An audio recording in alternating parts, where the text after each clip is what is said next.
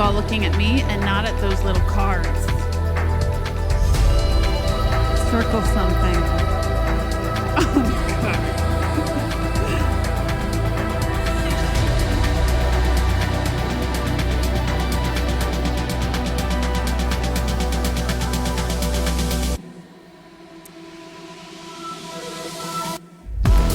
All right, so we have been in this teaching series called the Locusts. How many of you were here last week? How many of you were here the week before? Wasn't Jake awesome last week, by the way? So good to have him in and have him speak into our church a little bit. But we've been in this series talking about how to live in God's economy and not the world's, right? How to keep the locusts at bay. The locusts are the things that eat up our crops and our profits and our God-given provision. The first step, as we talked about week 1, was tithing. Giving 10% of your income to God is unequivocally the way to show God that you trust Him and only Him with your finances, right? And it's the basis that we build everything else on. All right, if you didn't hear that message the first week, Locust number 1, please go back to the podcast or the YouTube channel or FV.Church/online, because we're building here. You got to listen to that first message to really understand the rest. We're building on tithing, not instead of tithing, not around tithing, on tithing. We always build upon tithing. It is the basis. It is the bare minimum, believe it or not. The bare minimum in what God asks of you with your finances. The Bible actually calls non-tithing church attenders thieves. It's a harsh word. It's the Bible's word, not mine. That's what it calls them. It's when you come into the house of God, you bring an offering worthy of a God who can provide. That is the point, right? A God who wants to provide for His house and for you. That is His heart behind it. And if you don't do that, then you're just looking to take, looking to get, looking to steal. And that's the honest biblical truth of it. I know most of us don't, if we don't tithe, it's usually out of fear. Right? So it feels like, I'm just not there yet. Just not making enough money yet, whatever the excuse is. But the reality is we don't trust God enough with it. That's the reality. So we're building upon that foundation here. I'm not going to go back through all of that today. That's week 1. Last week, Pastor Jacob talked about how our heart is very much tied to our finances, right? It's about where our heart is in all of this. He said, one of the things that will stick with me, he said, we shouldn't just assume that we don't have a greed problem, right? Jesus talked more about greed than about lust. Just because we don't have a lot of money does not mean we don't have a greed problem. He said, where is your heart? Is your heart a generous giver? Is your heart anchored in Jesus or in your money? Such a good message. Go back and listen to that one too if you haven't already. But before we get into today's message, I want you to hear another testimony. How many of you love when we share testimonies? Testimony weekend just a couple of weeks ago. Go ahead and come on up, Rich, wherever you are. Make your way up here. Rich Randall gave a testimony on Testimony Weekend a couple of weeks ago, but he came to me last week and he said, you know what, I left a part out. Forgot a part, and go ahead and come on up a while. His testimony was a tithing one, if you remember. He is living in the blessings of his obedience from years ago now, but he came to me last week. He said, I left a part out, and I want to share that. And it happens to be the piece that I want to teach on today. So I'd like him to go ahead and share that. Can you share that with us, Rich? Is it on? Push that button up. There we go. Good morning. I guess I can be brief because Candace said half of what I was going to say. Oh. Oops. Yes, I left out an important factor that brings everything together. I had mentioned that God... Point it right toward your mouth. I don't know if they can hear you. Yeah. Point the microphone right at your mouth. God brought me out of poverty and desperation into a new life. I had this pastor, my first pastor, teach me about tithing, but there was another thing he taught me about. Mm-hmm.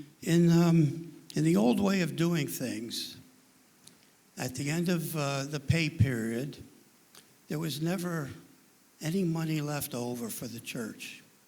I mean, if I could scrape up $5, that was a lot. But the new way, I call it first fruits. Especially in the Old Testament, there's an awful lot about that, about the Lord asking for the first of the crop at the harvest, the first and the best of your lambs and bulls. Yeah. Well, how does that relate to me? Well, my fruits are the paycheck. I'm paid for my labor. And first fruits means to me, or what I was kind of taught by this pastor, is that immediately on payday, I write out the check to the church. So I write out $20 instead of, the 5 that I was scraping together. And sure enough, at the end of the pay period, I made it through. I paid all my expenses. And in fact, maybe there's $5 or $10 left over for me to go have a big dinner. Not today. You don't get a big dinner for $10 today. So first fruits really served me well. It made it possible to use the gifts that the Lord was giving me and not end up at the end of the pay period with nothing. Right. So that's that. Good. Thank you. Thank you, Rich.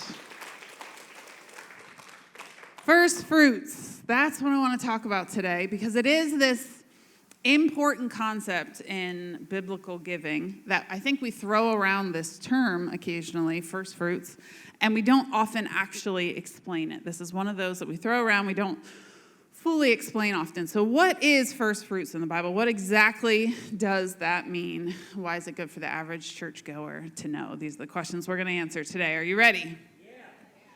Leviticus 23:10 is where we first hear of first fruits in the Bible. So we're going way back, all right? Genesis, Exodus, Leviticus.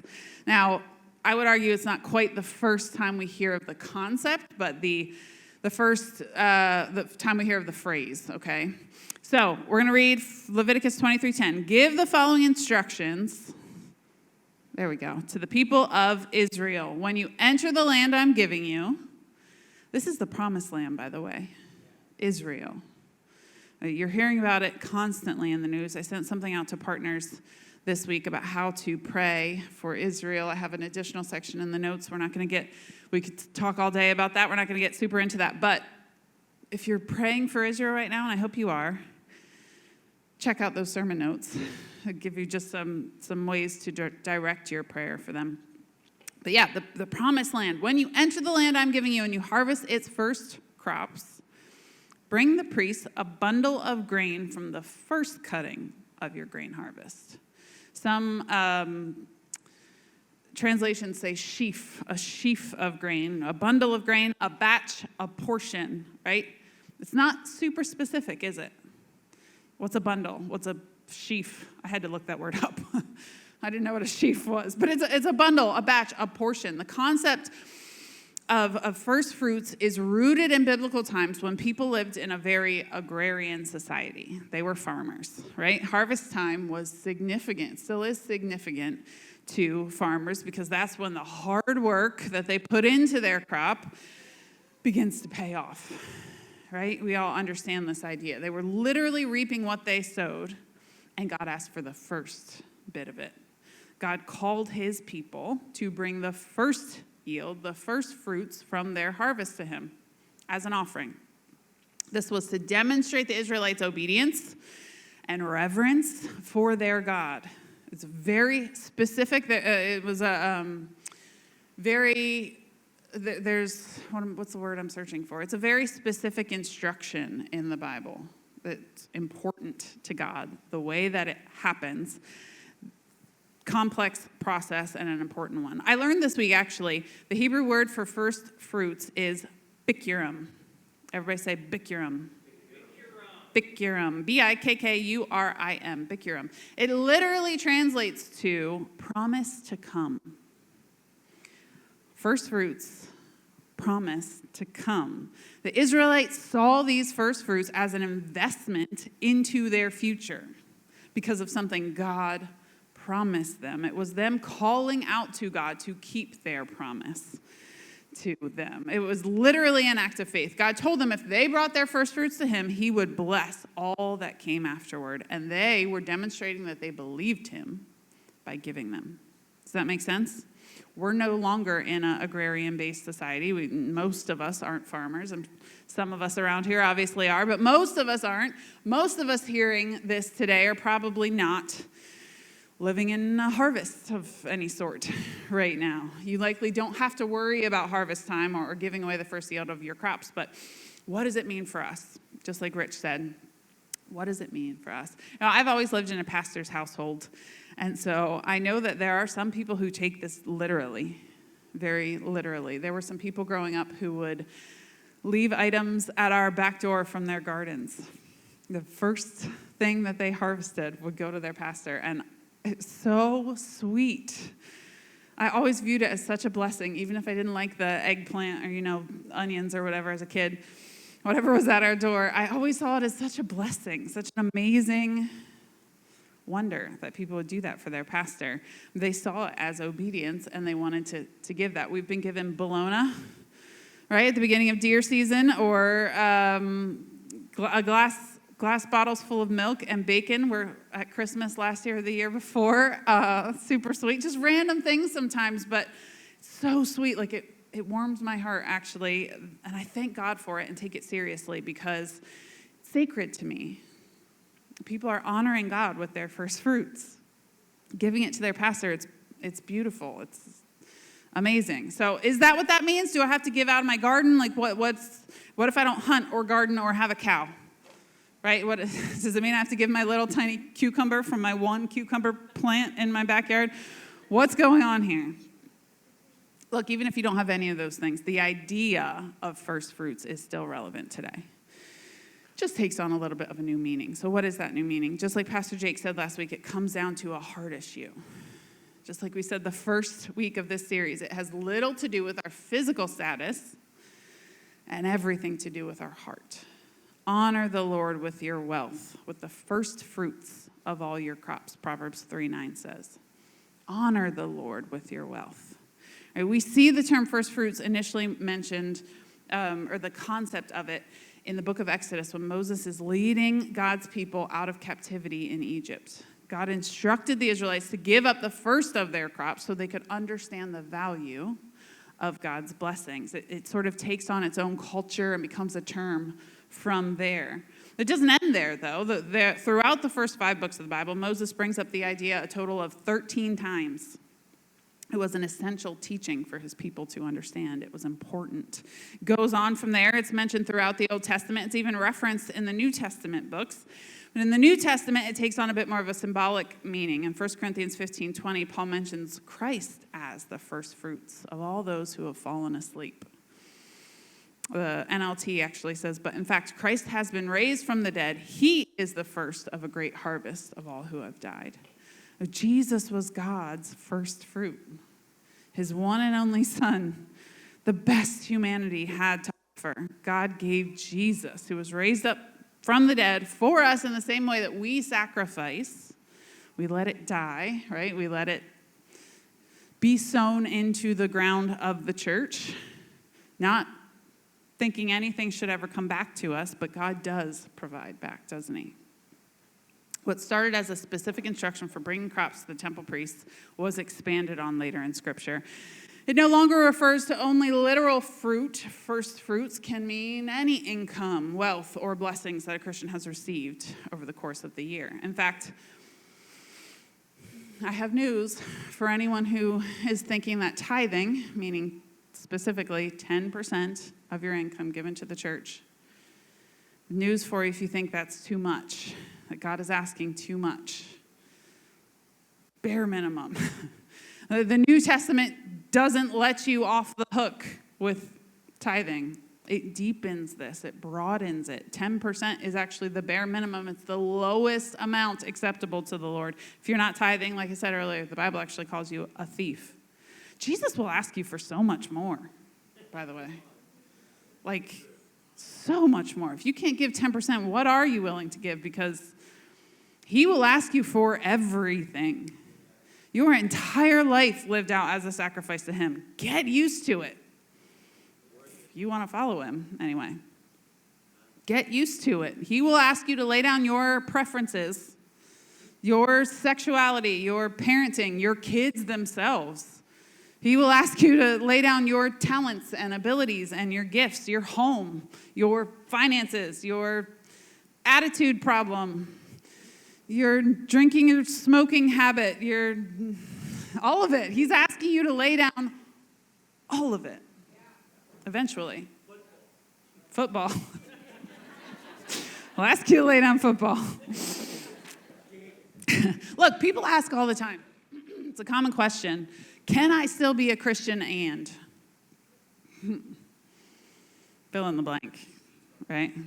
Date who I want, sleep with who I want, not tithe, get drunk, watch too much football. I mean, can I still be a Christian and do these things? And the answer is you can for now. Maybe a little while even. But at some point, I can't tell you when that point is, but at some point, Jesus will probably ask you, is it me or is it that? Is it me or is it that? What are you following here? Because all of those things, even good things, even blessings from God can become idols, like Jake said last week, right? We can put them ahead of God. We have the ability to do it with everything. I mean, good things. That's why I say he might ask you to offer up your kids, because even blessings, amazing human blessings from God, he'll say, are you serving them or are you serving me? Are you serving your spouse or are you serving me? Come, follow me, Jesus said. Leave that behind.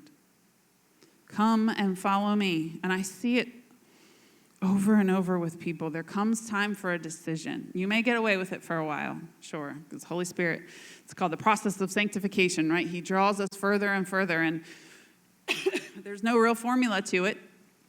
He helps you figure those things out as you go, but at some point, he's going to say, leave it behind and follow me. And are you willing to do that? Following him means leaving it all behind. And first fruits is only a part of that. It's a way to say, God, I trust you with the rest. Right? I'm giving you the first, the best, because I trust you with the rest. It comes down to, do you even think of God when you get a big blessing? Is he your go-to? Right? Or is it something else?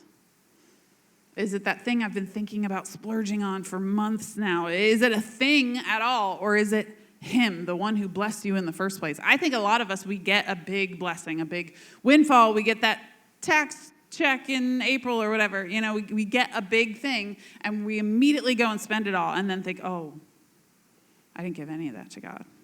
He's not our first thought at all. This practice trains us to think of him first. And the first is significant. As a gardener myself, who gardens in here, right? Plant a little bit of tomatoes or that one cucumber, puny plant. I know that the first fruit is special. The first bite of tomato just hits different, doesn't it? In like June, they're finally, you've been waiting all spring and you just wait and you wait and you wait. And usually for me, I'm like, wait, I plant, I wait. And finally the week, I'm like, you know what? I don't think they're coming up. I need to try again. I need to get stuff in the ground. And that's like the very next day, I start to see a little bit of green. Anybody else? No, I'm just impatient. Okay, thanks. It's me, but you know, I watch and I wait. It always seems like just when you've given up completely. But the first fruit is so much more special because you've been longing to taste it for weeks. By August, I'm drowning in tomatoes. I don't want to look at another tomato ever again in my whole life. God could have them all at that point. But that's my leftovers, right? That's the stuff I don't want. Is that the stuff that's worthy of God? What I don't want anymore? Is that What would be an acceptable offering to him? What I wouldn't use anyway? Are we meant to give God our leftovers? Just going to let that sink in. Because as a church, not our church, but the global church of the past, I have to speak for my own life, 36 years. And as a pastor's kid, practically living in this building, I can tell you, people love to give the church leftovers.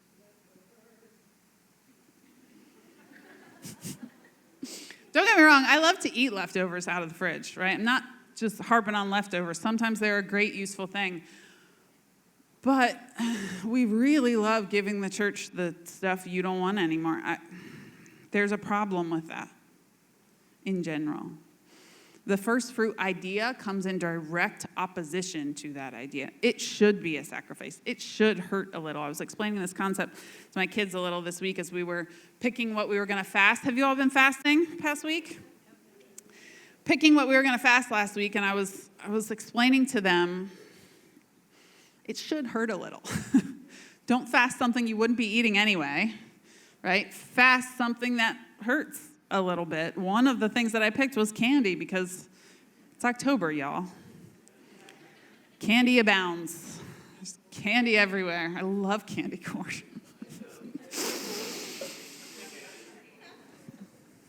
My home group knows this already, but I made an accident on Thursday.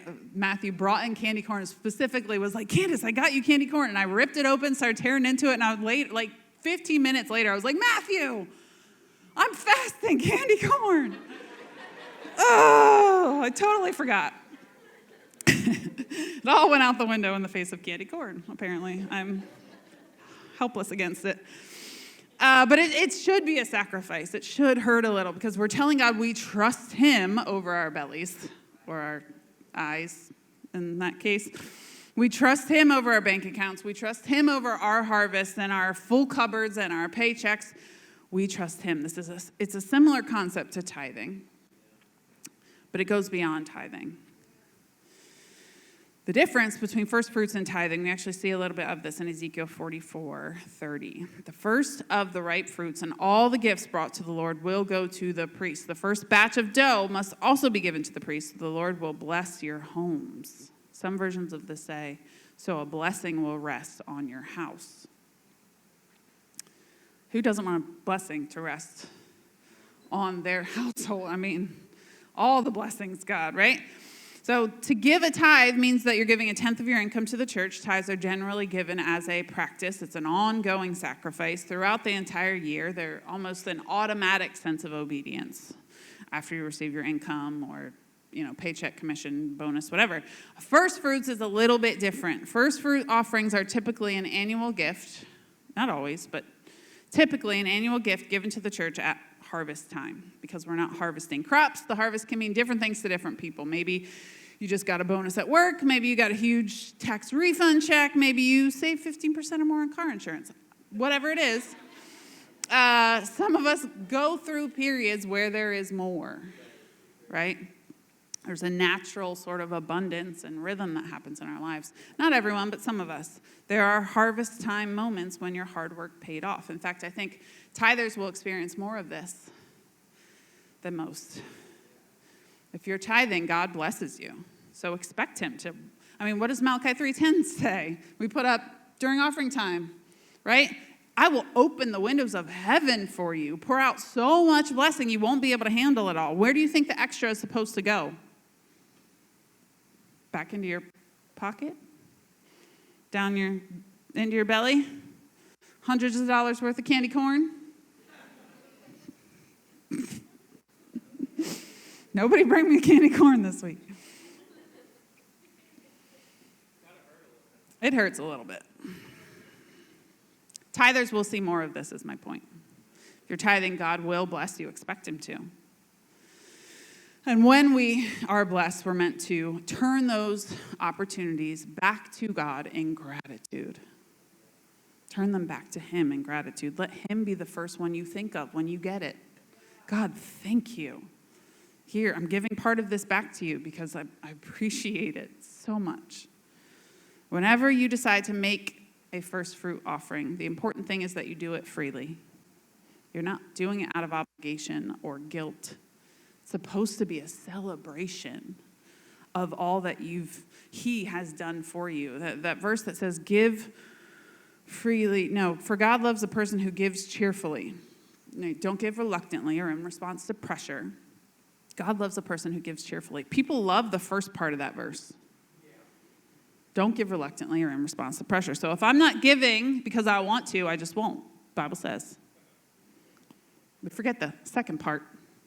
God loves a person who gives cheerfully. So it's not that my gift should change, it's my heart should. Don't give reluctantly, give cheerfully. That's what that verse is saying. Give because you want to. We get to give. We don't have to give. It's an opportunity to give and give above the regular tithe. It's precisely when you have that windfall moment, when you get a big blessing, that's when you should be thanking God and giving that blessing back to him. The amount isn't specified, you'll notice, right? It's a sheaf, a bundle. It's not super specific. It's not a percentage like a tithe is. A lot of times people want to say, well, I tithe, I give whatever I can. That's not a thing. That's not a tithe, right? Giving whenever you can. Like Rich said, when you give that way, there's not usually much left, right? When I give first, right, then I have plenty left over. Can't tell you how it works all the time. It just works. First fruits isn't specific like a tithe. It's a bundle, it's a sheaf, it's a portion. There's no set amount. The important thing is that you thank God with it. The importance is demonstrated in the Bible. Even, this is what I meant when I said, even before that. So in the beginning with Cain and Abel, famous Bible story of Cain and Abel begins with two brothers who make an offering to God, right? You know the story? Cain brings some of his crops before the Lord, and Abel brings an offering of slaughtered animals. But there's a distinct difference between these two gifts. So I want to read it to you, Genesis 4, verse 3. When it was time for the harvest, Cain presented some of his crops as a gift to the Lord. Abel also brought a gift, the best portions of the firstborn lambs from his flock. The Lord accepted Abel and his gift, but he did not accept Cain and his gift. This made Cain very angry, and he looked dejected. Cain brings some fruit, some vegetables, probably something he had left over, and he fed his family. He took what he needed, and then he probably brought what was left. But Abel brought the best of what he had to God, the firstborn of the flock, the healthiest of his animals. God notices a difference in your sacrifices. He's looking at the heart, remember, right? He had a clear preference between the two.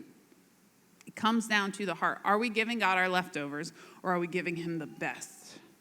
Are we approaching an offering to him with an attitude of entitlement and reluctance and annoyance? Like, how dare God ask me for my stuff? I worked so hard for this. This is outrageous. This is more than I can handle. This is unacceptable. Such a burden serving God. Here's what I can spare from all my hard work. Does anybody want that gift? Would you want a gift if it was given to you like that? Or are we approaching it with, what can I possibly give the King of Kings that would be good enough? Right? What would honor him the most? What would be worthy of him who has given me everything? You know, James 1:17 says, whatever is good and perfect is a gift coming down to us from God, our Father, who created all the lights in the heavens. So every good and perfect thing that I have is from him. Everything. Everything. Every good and perfect thing. Why wouldn't I want to honor him? Right? Why wouldn't I want to praise him? Why wouldn't I want to offer sacrifices and make sure that I'm giving him something worthy of every good and perfect thing in my life? If you invited a special guest to your home, the president or, your boss or some celebrity, I don't know, someone you valued and wanted to impress especially, wouldn't you prepare a little? Wouldn't you think about it carefully? Or would you just give them the leftovers from your fridge? You'd make a special meal. You'd prepare for days. You'd clean the house top to bottom. You'd want to make it worthy of them, right? Or is that just me? We want to make it worthy. We want to offer something that's good. And this is the difference between Cain and Abel's sacrifices, and it's the difference in what we're doing today. We bring God our leftovers sometimes. And it shows our hearts. The way that we prepare for Sunday morning, by the way, is another one of these examples. Are you giving him the leftovers on a Sunday morning? Are you barely scraping yourself into church? Or is Saturday night a preparation for Sunday morning? Going to church Sunday morning is not a Saturday night decision. It is a Saturday. What did I just say? Going to church Sunday morning is a Saturday night decision. You prepare for it the next day. If it's something that you value, you take it seriously. So many people, I just can't pull the kids out of bed. Well, put them to bed early on Saturday. Leave the event early. Go home. Make it a priority. We're here at 7 a.m., by the way. Just all kids and all. My kids actually would rather get up earlier to come to church on Sunday morning than for school when they get up a little later through the week. They don't complain about Sunday mornings. They get up happily. Still haven't quite nailed down why, but they love it here, and I love that. That's a thank you to all of you for making a place that they love. So, how do we do this? I lost my place in my notes. Romans 11:16. And since Abraham and the other patriarchs were holy, their descendants will also be holy. Giving of our first fruits remind us that God is our ultimate priority, and it makes everything else we do with our finances holy. Since Abraham and the other patriarchs were holy, their descendants will also be holy. Just as an entire batch of dough is holy, because the portion given as an offering is holy. For if the roots of the tree are holy, the branches will be too. Don't you want everything you do with your finances to be holy, to be blessed? This is how we do that. We give generously, cheerfully to the God who gave it all to us in the first place. Now, what does this practically look like? How do you determine when, how much, why you give as a first fruits offering? Well, it's going to look a little bit different for every single person, but it's why we're calling for that extra offering, the extra prayer, and the extra worship at the end of the month, right? You all heard this. Did I announce this enough by now? On the last Sunday night of the month, the 29th, 8th. You all don't know either, so I don't feel so bad anymore. I'm hearing both. 29th, Sunday, October 29th, 6 p.m., Heart for the House prayer and worship night. We're going to give an extra offering. We're going to sing our hearts out. We're going to ask God for provision in his house and in ours. Right? We're going to take everything we've been learning over this month and put it into practice that night. Because we want to be saying, God, we trust you. We trust you to have our backs. We trust you with our grocery bills and the $40 toilet paper. You will protect us from the locusts and honor you with what we have. Really thank you for what we have. That's our first takeaway here today. Some of us need to get on our knees and start thanking God.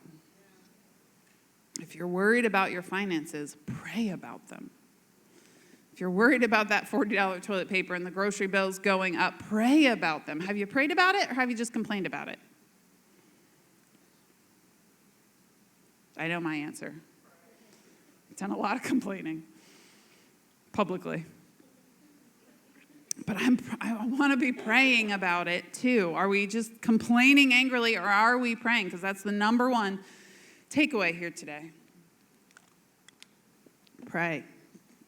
If your goal is obedience to God, it only makes sense that you would want to go to him first in prayer. Ask him what you should do with your money and resources, but be prepared to listen to what he says. I think most of us don't ask because we already know the answer. We know how we should be obedient. We're just not ready to do it yet. We got to ask, God, what do you have for me? What do you want me to be doing? Show me how things could be better if I can just have the faith in you. But here are a few more things we can take away from today. Number 2, prepare.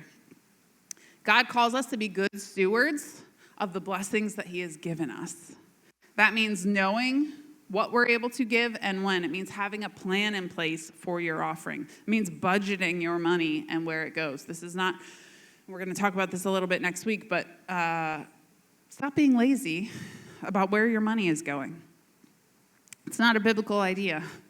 Approach each harvest time with an open mind and a generous heart and a plan.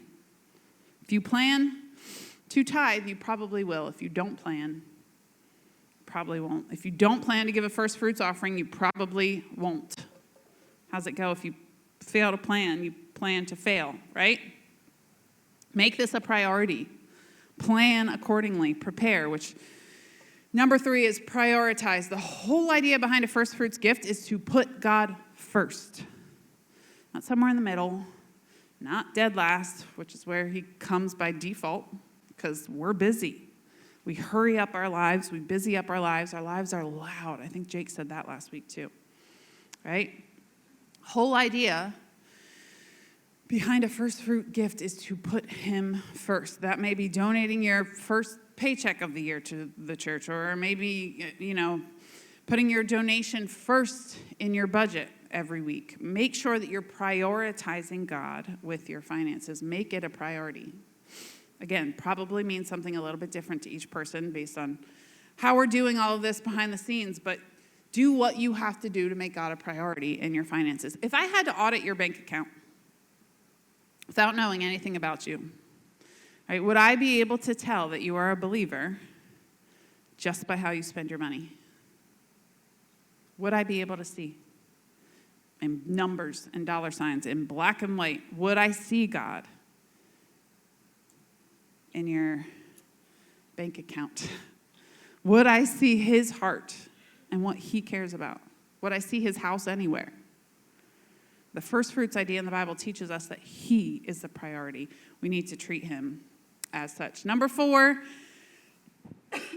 this one should seem obvious, but you have to actually do it. A lot of us pray about it. We prepare to do it. We think we prioritize, and then we never actually follow through.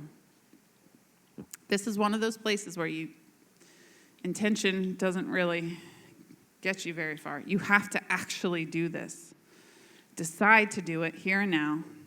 Know where you're going to give the money to. Is there a specific fund at the church you want to contribute to? Is it the Freedom Foundation or the Events Fund? Or, Candace mentioned we needed a tractor 2 weeks ago. Maybe I can give to that.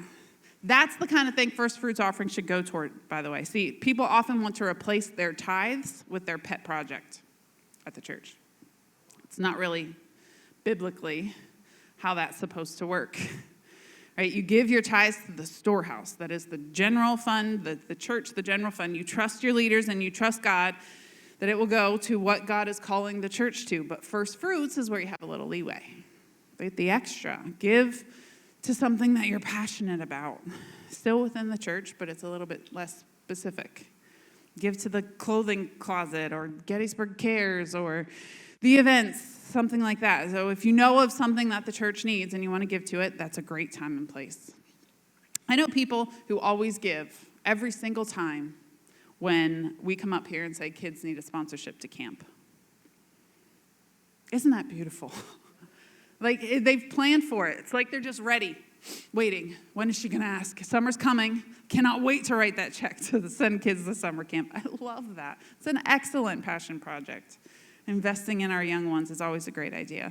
But make a plan and follow through. Money is one of those places where intention doesn't matter a whole lot. You have to actually do it. Number 5, repeat. Rinse and repeat. How often do you want to give a first fruits offering? This is traditionally an annual practice, but you can give as often as you'd like. Most farmers have more than one crop after all, right? More than one investment going.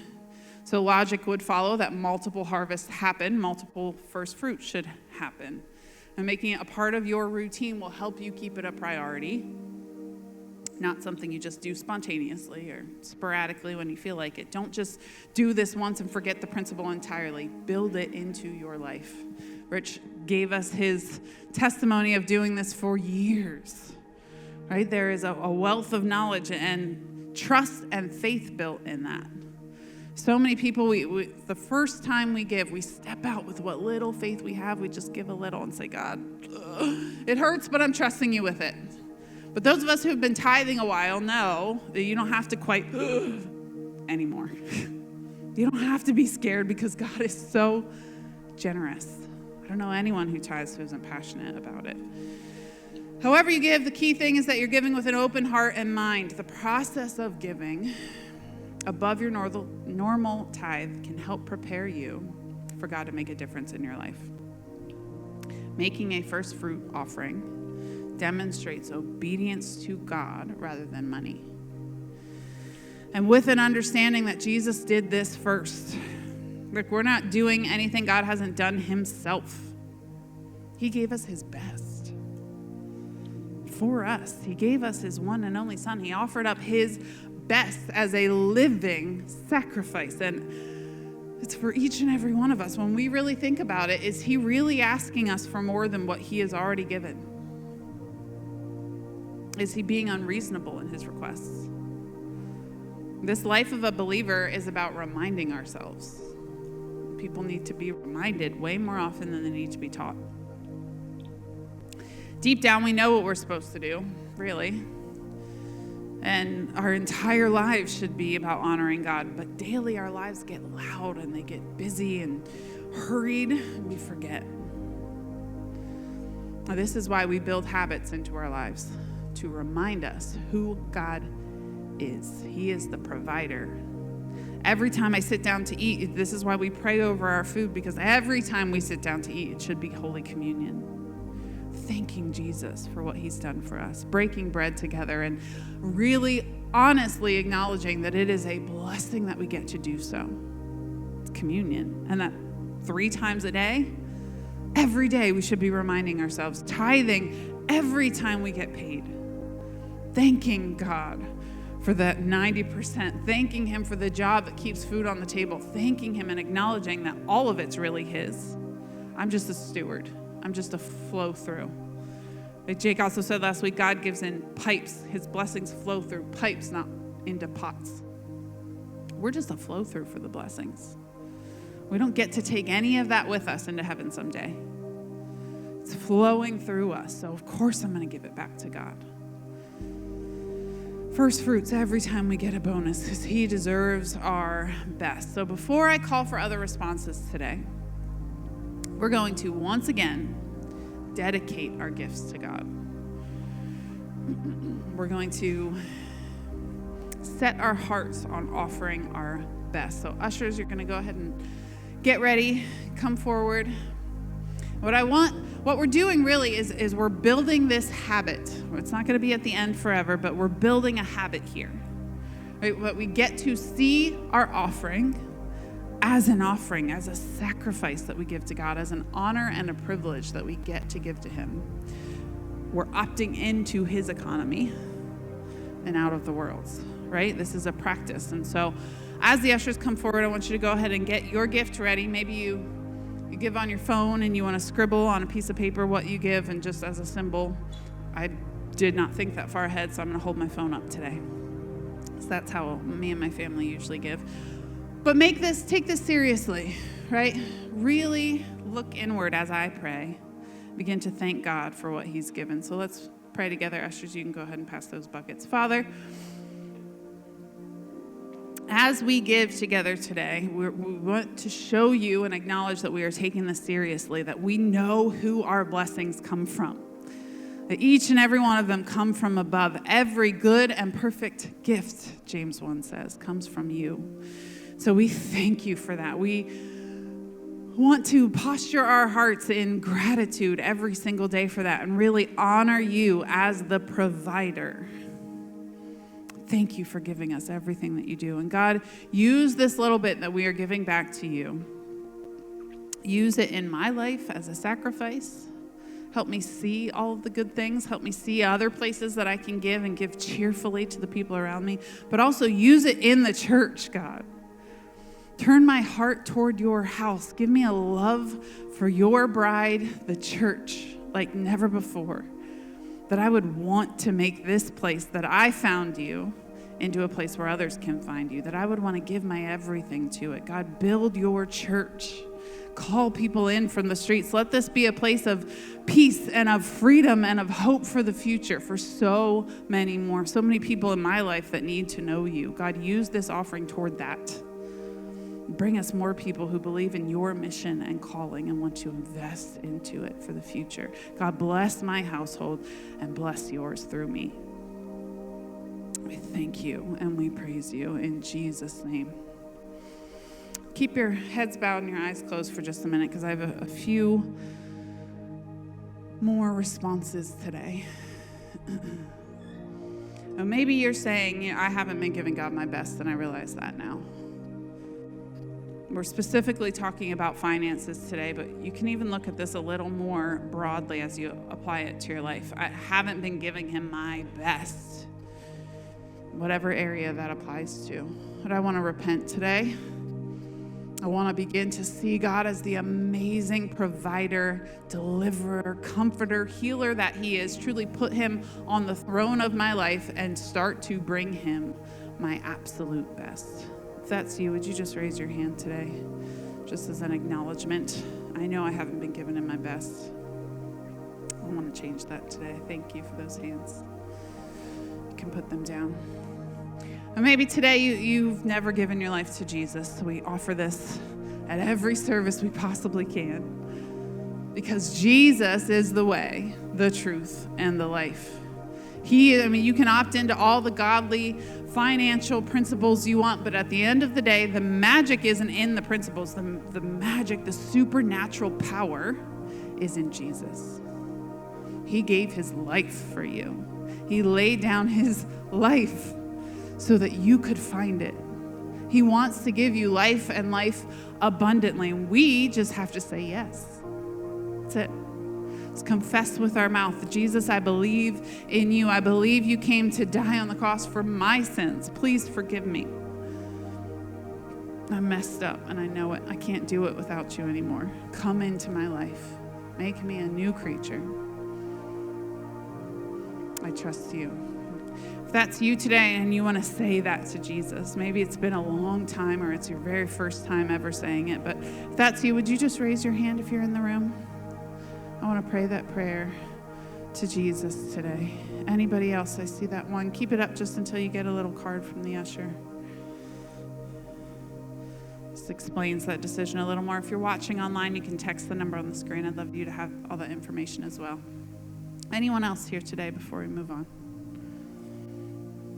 Okay. Thank you. You all can go ahead and stand with me. Father, as we close out our service today, we just thank you and we praise you. Thank you that we do not have to be beholden to the locusts in our lives, that we don't have to live in the world's economy. We don't have to worry and fret about what may be coming because we stand on your promises. We are obedient to you. We give freely. We give cheerfully. We give our 10%. And God, we just ask that right now you would bless our households, that we would walk out of here feeling free and hopeful about the future. We wouldn't be so angry about how the world looks right now, but we'd get to know that you are for us, not against us. And we go out into the world giving that light, the salt and light of the world that Isaiah talked about before. That is us. We get to be the flavor, the fun, the preservation of the world. God, use us in that way. As we leave here today, we would be beacons of hope in our world, not naysayers, but we would get to tell people about the goodness of living for Jesus. It is so good. Thank you, God, for giving that to us. We thank you and we praise you. We honor you today with everything we do. In Jesus' precious name, amen. Has this series been good for you so far? Has it? Good. We got 2 more weeks coming up. Come back next week for Locust number 4. Come Wednesday night for Weekly Wednesdays. I would love to have you at that. And please sign up for something on a card before you leave today. I'd love to have all of your help. We got a lot to do. I need your help. Right? See you next week. Love you all.